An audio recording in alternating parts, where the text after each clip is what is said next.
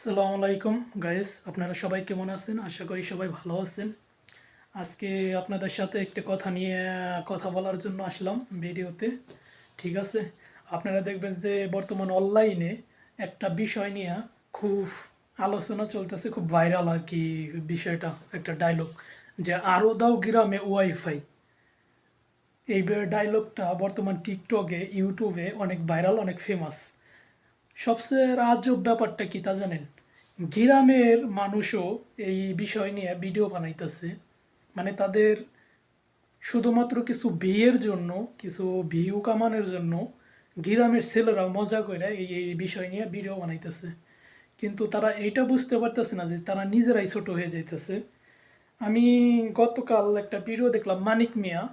আসলে সবাই তো ভিডিও বানাইতেছে, কিন্তু মানিক মিয়ারে নিয়ে আমি ভিডিওটা দেখে একটু অবাকই হলাম। ধান খেতে দাঁড়ায় ভিডিও বানাইতেছে আরো দাও গ্রামে ওয়াইফাই। ভুট্টা খেতে রাতালে দাঁড়ায় বলতেছে আরো দাও গ্রামে ওয়াইফাই। আরে ভাই, গ্রামে ওয়াইফাই দিলে ওদের সমস্যাটা কি? গ্রামের মানুষের কি ওয়াইফাই চালানোর হক নাই?